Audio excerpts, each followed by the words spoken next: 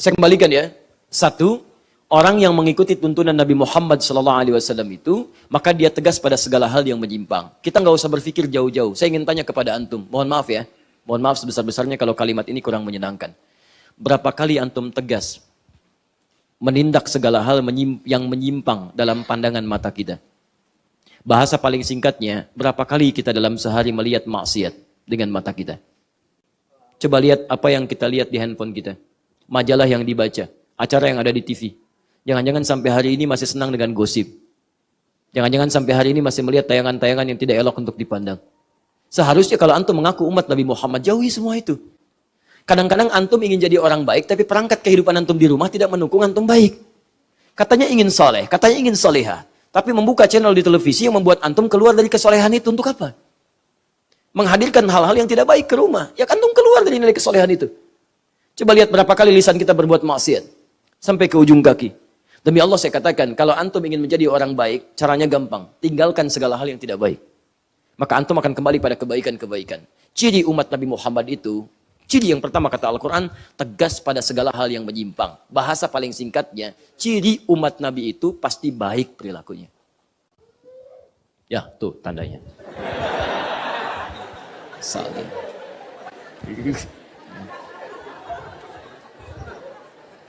Sudah? Baik, teruskan. 2. Ruhama'u bainahum. Ruhama' bainahum. Kita belum masuk sujud, sabar ya. Sayang dengan sesama.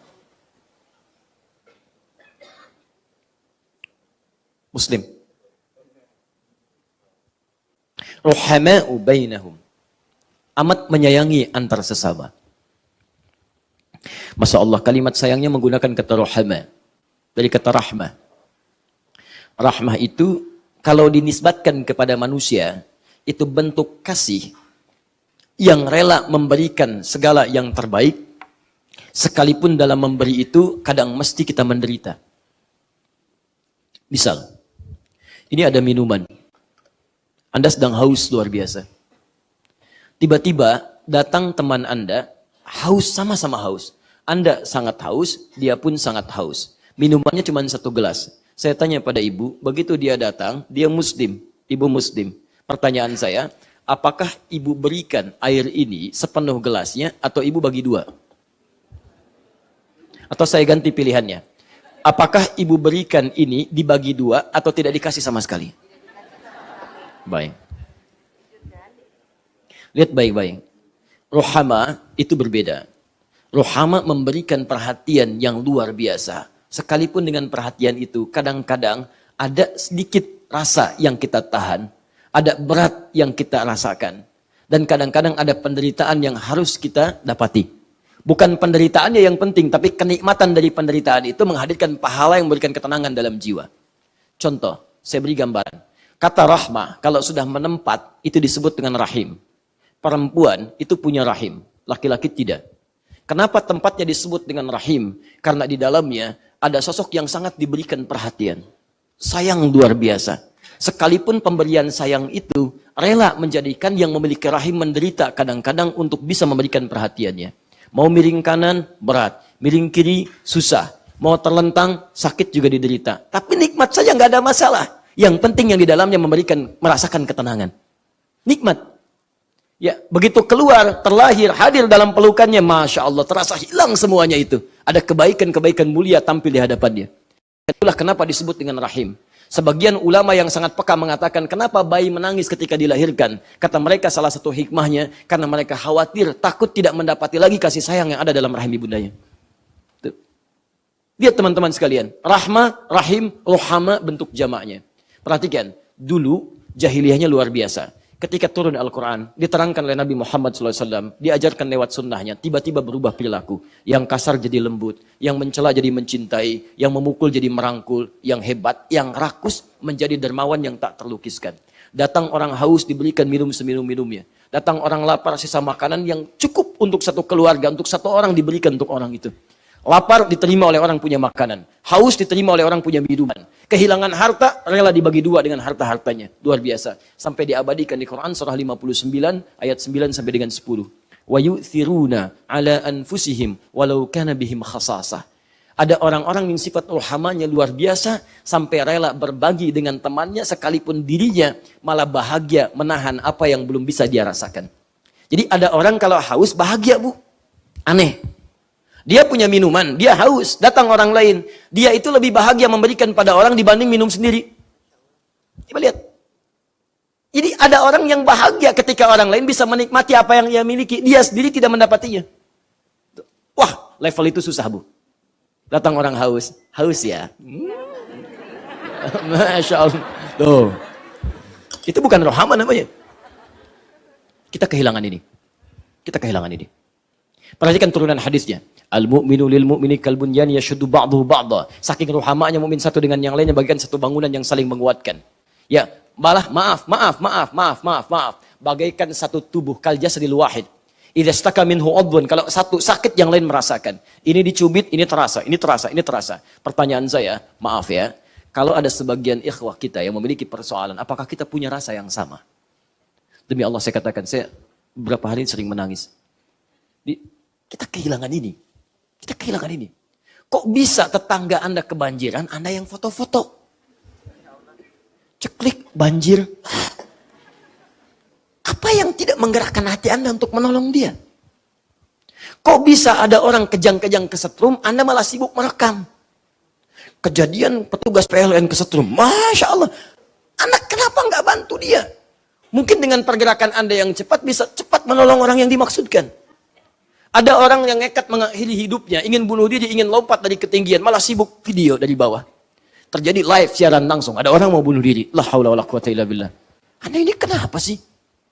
Yang paling aneh, pada sesama muslim itu saling menyerang, berselisih, saling serang satu dengan yang lainnya. Pada yang tidak seiman, kok pada baik? Bukan berarti nggak boleh baik. Pada yang tidak seiman, kita baik. Pada yang seiman seharusnya lebih baik. Coba silahkan cek, berapa banyak orang saling berselisih di media sosial. Saling hina itu, saling celah ini, saling celah itu. Demi Allah saya katakan, saat Anda sedang mencela saudara Anda sedang keluar dari umatnya Muhammad SAW. Sedang keluar. Karena kalimatnya menggunakan ma'iyah. Ma'ahu. Nih, ma'ahu. Tuh. Saking pentingnya dihapus. Ya. Lihat. Semoga Allah ampuni dosa orang menghapus. Tuh. Ma'iyah ini artinya kebersamaan ma'iyah. Ikut. Jadi kalau Anda melanggar ketentuan ini, Anda keluar dari rombongan ini. Keluar. Anda sedang berbaris, Anda keluar relnya. Kereta api kan ada relnya tuh. Keluar dari rel, berarti Anda keluar kan dari jalurnya. Anda keluar. Dan bisa bahaya. Kereta keluar dari jalur, itu bisa bahaya. Dia terjungkal, dia jatuh, dan banyak persoalan dalamnya. Sekarang Anda keluar dari ketentuan umat Nabi Muhammad SAW. Saat Anda mengerjakan hal yang dilarang oleh Nabi, Anda secara tidak sadar sedang keluar dari tuntunan Nabi, keluar dari relnya. Ya, silakan cek. Anda mencela teman Anda sendiri. Anda menggibahkan dia. Anda menuduhnya, Anda berbuat zalim kepadanya tanpa hal yang dibenarkan, maka Anda sedang tidak diaku sebagai umat Muhammad SAW. Takwalah kepada Allah Subhanahu Wa Taala. Paham ya? Yang paling hebat, 3 ciri ini, orang yang gemar ikut tuntunan Nabi, lihat baik-baik, kalau saya sebut tuntunan Nabi berarti dalam kehidupan, semuanya, dari bangun tidur sampai tidur lagi. Bangunnya ingin seperti Nabi, makannya ingin seperti Nabi. Coba tanyakan pada jalur kehidupan kita setelah Anda berusia puluhan tahun sampai hari ini. Pernah nggak terfikir bahwa hidup kita itu ingin disesuaikan dengan kehidupan Nabi? Pernah nggak terfikir bagaimana bangun tidurnya Nabi? Cara makannya Nabi? Cara minumnya Nabi? Cara jalannya Nabi? Bagaimana Nabi berumah tangga? Bagaimana Nabi bekerja dan sebagainya? Kalau Anda sudah punya pemikiran seperti itu, maka Allah sedang mengantarkan Anda pada tingkat kebaikan tertinggi. Tapi pertanyaan saya, dari puluhan tahun Anda hidup, pernah nggak terfikir hal yang demikian? Kalau kepikiran saja tidak, maka kita harus merubah tingkat kehidupan kita pada yang lebih baik. Sekarang perhatikan baik-baik. Lihat baik-baik kalimatnya. Nah, ciri-ciri ini, 3 hal ini, salah satunya bisa kita latih bagaimana menghadirkan senang pada tuntunan Nabi, muncul sikap yang baik untuk menepis segala kemungkaran, dan kita konsisten mengikuti segala kebaikan yang dicontohkan oleh Nabi. Salah satunya bisa dilatih lewat bagian dalam ibadah sholat. Perhatikan kalimatnya, tarahum. Umat-umat yang punya 3 ciri ini, ruka'an sujada. Mereka sempurna ruku dan sujudnya. Kita baru masuk ini. Ruku dan sujudnya. Jadi kalau dalam sholat kita, sholatnya benar, rukunya benar, sujudnya benar, di antara dampak yang dihasilkan dari benarnya ruku dan sujud ini adalah 3 sifat ini. Jadi kalau orang benar sujudnya, maka hal yang tampak pertama kali ini, dia lebih patuh dan senang dengan tuntunan Nabi. Jadi dia agak, kalau puncaknya lebih tinggi, dia selalu berhati-hati. Ya, ingin berpakaian, bagaimana cara berpakaiannya Nabi? Bangun dari tidur, dia tidak senang kalau bangun tidak sesuai dengan contoh Nabi. Dia lihat bagaimana bangun tidurnya Nabi. Mau makan, dia cari bagaimana cara makannya Nabi. Jika Anda sudah mendapatkan level itu, biasanya itu berkorelasi dengan cara sholat yang baik. Salah satunya sujud. 2, asyidda'u 'alal kuffar. Tegas terhadap segala penyimpangan. Intinya bisa menjaga diri dari ujung kepala sampai ujung kaki. Maksiat dia jauhi, yang tidak baik dia jauhi. Ini benar sujudnya. Karena itu ketika orang sholatnya benar, kalimat Quran pertama yang disebutkan terbebas dia dari 2 sumber keburukan. Quran surah 29 ayat ke-45. Inna sholata tanha 'anil fahsya wal munkar. Ini tegas pada yang menyimpang. Fahsya, munkar. Mata tidak melihat yang fahsya, telinga tidak mendengar yang mungkar, kaki sampai ke ujung tangan menghindari keduanya. Ini. Jadi kalau sampai hari ini, antum sholat, tapi mohon maaf, fahsya masih dikerjakan, mungkar masih dilakukan, ada yang salah dalam sholatnya, khususnya sujudnya. Terakhir, ini. Orang yang sujudnya benar, sujudnya baik, pasti punya sifat ruhama bainahum. Awas, yang paling berbahaya itu, antum rajin ikut kajian. Antum tahu ilmunya, antum catat, tapi hasil dari apa yang antum pelajari tidak tampak dalam kepribadian antum. Sholatnya seperti benar sesuai dengan perintah-perintah atau tulisan-tulisan yang antum catat di catatan itu. Angkat tangannya begini, Masya Allah, sejajar dengan bahunya. Rukunya sempurna, sampai dengan sejajar kepala sampai bagian belakangnya. Tapi Masya Allah, ketika melihat teman, celak sana, celak sini. Masya Allah, selisih sana, selisih sini. Ini begini, ini begitu. Ada yang salah dalam sholat antum.